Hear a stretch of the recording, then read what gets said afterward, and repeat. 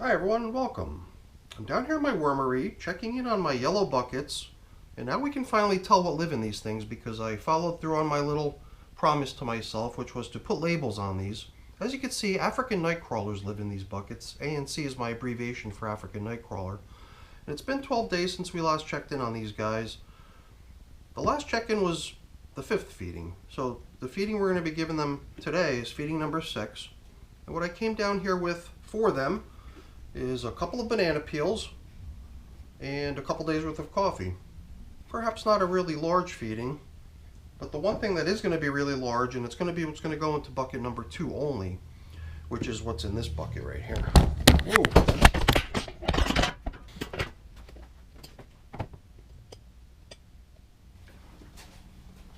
Okay, shall we try that again? What's in this bucket right here, which is a whole bunch of leaves from outside, and they're soaking, so it's really, really heavy.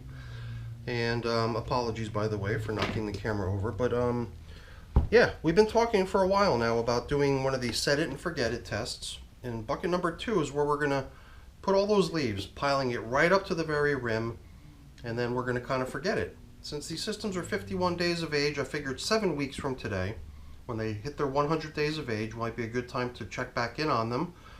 And in that time, we'll just keep checking in on bucket number 1, feeding it regularly, seeing how things are, but we're going to resist the urge to see what's going on in bucket number 2. Bucket number 2 is just going to be left on its own with all those leaves, which I think is going to be enough to satisfy them for the next 49 days, 7 weeks. So I'm going to get the camera a little bit closer, poke it down into bucket number 1, which is where we're going to start with the feeding. And I got to get a glove on. All right, let's get started. All right, so like I mentioned earlier, bucket number 1 is just going to get treated the way it normally would have been in any other check-in. Pull off the top coverings, make sure everything's doing okay. Drop in today's feeding and then have a nice day. It'll be in bucket number 2 that we establish the set it and forget it environment. Looks like a few little volunteer plants have started growing in here. Looks like here's another little one.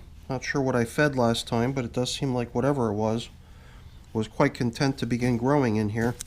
I see lots of nice fresh castings piled up out here on the top surface. We did provide these little guys with a good bit of dry leafy material as the bedding for the last feeding. It does seem like some of this dry bedding is still holding up and remaining dry. Kind of making me question whether it's even all that important to add any fresh bedding. Now, another thing we've always been doing, not always, but past few check-ins, we started probing deep down into the systems, but only down the middle. Right down the middle was where we probed in the past couple times, and we were able to scoop out stuff that went all the way back to the very beginning, which was some remainder bedding material that the system had been originally made up with. And we imagined that perhaps if we were to scoop down to the very bottom on the edges, on the outer sides, that we might find some more of that preserved bedding material from the very beginning, still remaining somewhat untouched. And I'm just curious to see if that's what we're going to see here today, or have the worms actually started exploring that material down deep and digging into it. It does seem like every handful I excavate from down there is loaded with castings, so perhaps the worms have finally started exploring that material too and breaking it down. But you know what, as long as we're on that theme, let's just follow through over here and see what we can excavate from the very bottom on the opposite side. Alright. I mean, I could definitely see leftover shreds of paper and cardboard all over the place, but mixed in that stuff is a whole bunch of worms. In the past, we were able to just pull out a handful of stuff that still seemed like it was relatively untouched, but it seems like the worms have actually started to move into that stuff. We were sort of imagining that stuff as being a little bit of a reserve of well-seasoned but still unused bedding material that traces to the very beginning of the systems, but I think that's pretty much history at this point. It does seem like the worms have made themselves at home in all sections of these systems, well, at least in system number 1, bucket number 1. But, you know, these systems have been getting managed pretty much identically to one another since day 1, so there's no reason to really believe there'd be anything much different in bucket number 2. I do like managing systems equally when I've got them either buddied up, or if they're just brother bins or sister bins or twin bins that were established on the same day and have been managed identically from day 1. But then it is also sometimes interesting to do what we're doing here today, which is to deviate and to start up a new little test. I think I just felt in my hand a moment ago sort of a little test object that I believe is floating around in here. I believe I saw it when I reviewed the video from last time.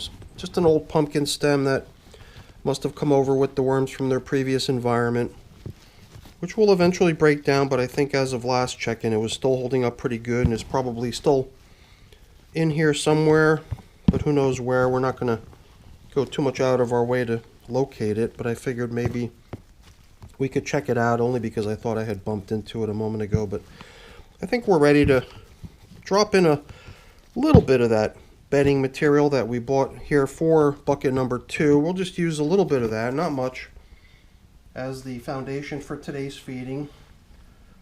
I'm just reaching over to grab a handful of it. It's dripping. It's pretty damp.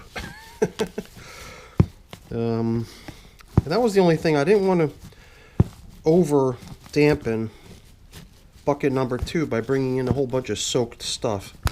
I'm wondering if perhaps before we get around to feeding bucket number 2, it might be a good idea to actually drain off some of the liquid that's in this collection of soaking leaves, just so we don't have such a sopping wet mess going in.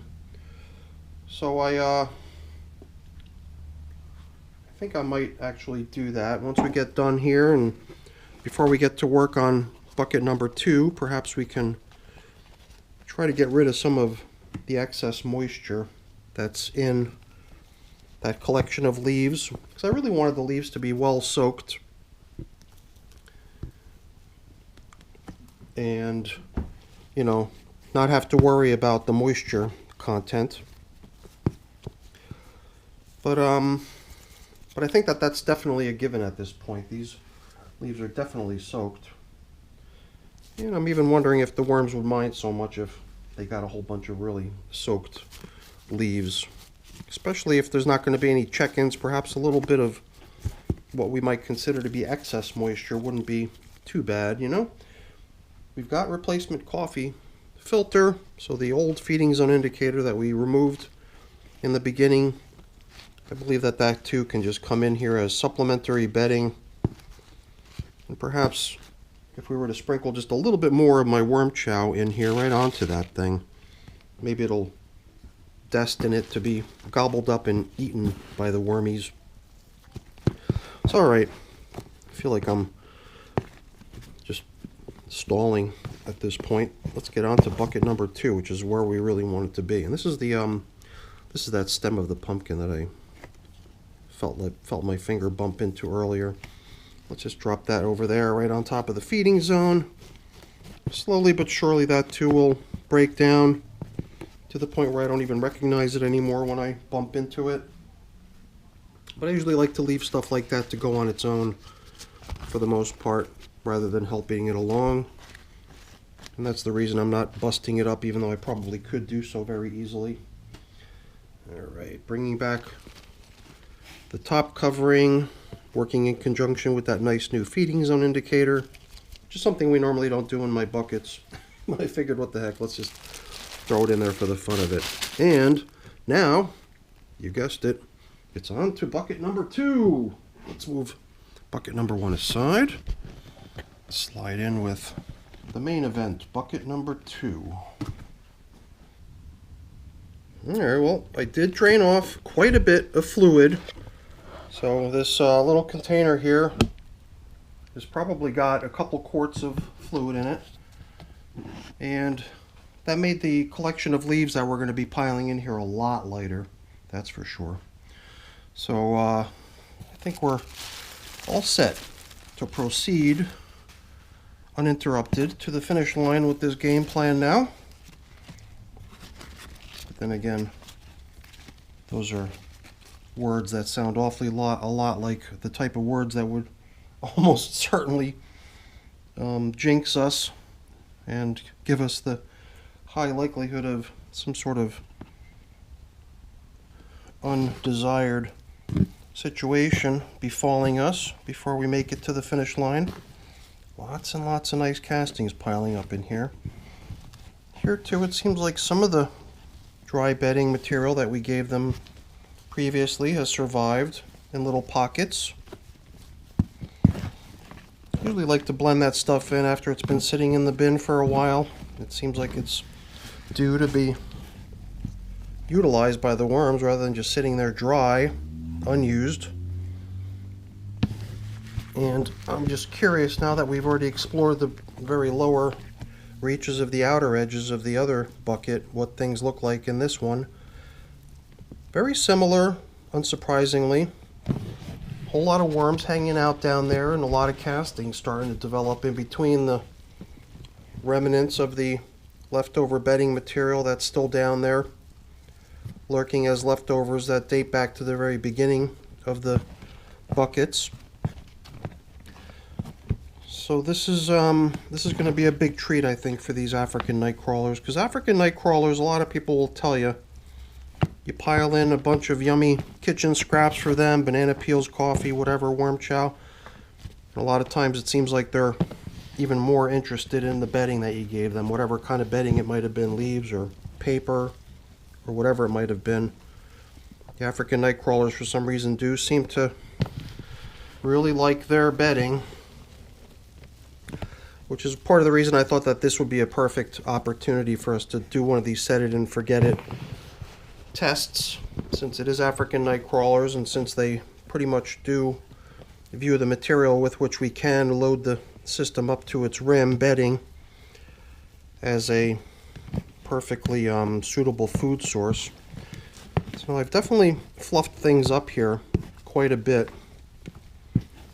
I'm curious to see how much of that stuff we bought in here for them is going to fit. I mean, I almost thought that I would even try to cram it in here a little bit just to make sure it all fits, but I don't want to force anything. I mean, we could probably press it in a little bit, but I'm not going to go overboard. So let's not forget, we've got a replacement feeding zone indicator. It's going to seem funny putting a feeding zone indicator out on the very top of a whole bunch of bedding. It almost makes me wonder if it's worth bothering or if we should just give them both both of those coffee filters as just supplementary bedding down in the feeding area, because feeding zone indicator is going to be kind of meaningless in a system like this. But then again, you know what, we do it out of tradition, not because it means anything, so let's just do it anyway, just for the sake of tradition. What do you think? I'm sure some of you were probably already saying, you know what, he's going to leave it as a feeding zone indicator. Don't listen to him. He's only teasing you that he's going to leave it down there in the feeding area.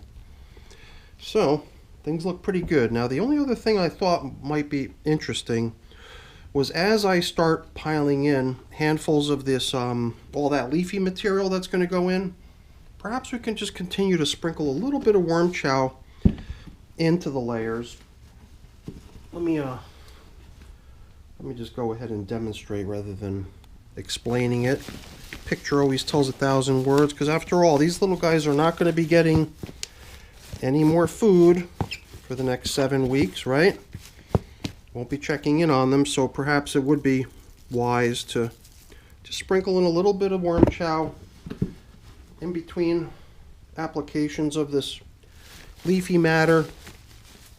And then even though they're probably going to be content just to be feeding on all these leaves, they'll just have a little extra something in there to nip off as they're moving around. Now, you know, there are sticks in here. And I had hoped to be a little bit more discerning on stuff like that. I usually pull stuff like that out because all we're dealing with here is stuff that was collected by my leaf blower / vacuum. So it's just a mix of whatever it is that got sucked up into the machine, and a lot of times sticks and things wind up in the collection. So sometimes I take care to pick out undesirable materials, other times I don't.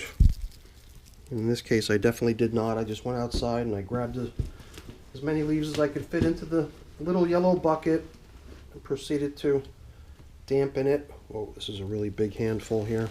Alright. We're approaching the rim here. And you know what?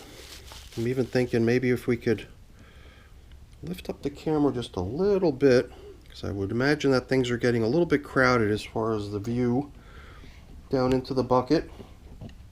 So why don't we try that? Let's see if we can expand our view slightly so we're not running out of frame as we approach the top rim of this container.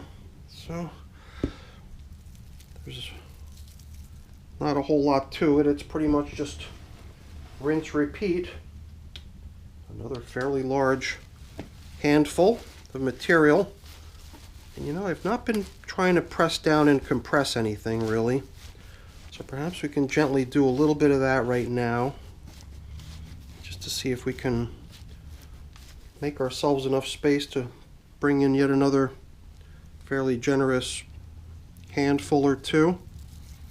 As you can see with the worm chow on being kind of sparse, I don't want to go too overboard. And you know, we are actually pretty much at the end of what's in this little bucket. I thought we might have too little, that we wouldn't be able to really come up to the rim and fill this thing all the way up. But I believe there's still maybe another handful or two down in here. And if we don't compress this last little bit and we just sort of leave it up here loose, we will have pretty much made it up to the very rim of the container. You know, why don't we drop in just a little bit more worm chow, which will cover up with what remains of the dampened leaves, and that'll be it. Let's see how much we got remaining in here. We probably got enough to bring it in and get the stuff right up to the rim of the container. Yeah, definitely liking the way this looks. I sure hope the worms like it too. That will remain to be seen, I think, but I can't imagine that they'd be objecting to what's going on here. I'm sure that this is the type of material they're going to be quite happy to just start climbing up into and exploring, and coming up and also enjoying some of that delicious worm chow that's been sprinkled in between the layers of the material as we applied it gradually. But I think we're pretty much at the finish line here, right? All we got remaining to do is drop in our feeding zone indicator as tradition would dictate. And I think for now we'll just come back in with that little piece of bubble wrap that's been serving as our top covering. Works pretty well down deep within the container because the whole container seems to taper down as you make your way to the bottom.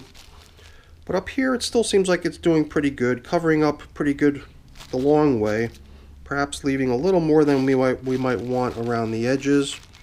If I start to sense that things get really dry, perhaps I can come in with a somewhat larger piece of plastic material to make sure the system doesn't unduly dry out and create a situation where the worms wouldn't want to explore all of it. So we'll just have to wait and see. So I've got a couple things I got to take care of getting cleaned up and put away, but I'm not going to waste your time with that.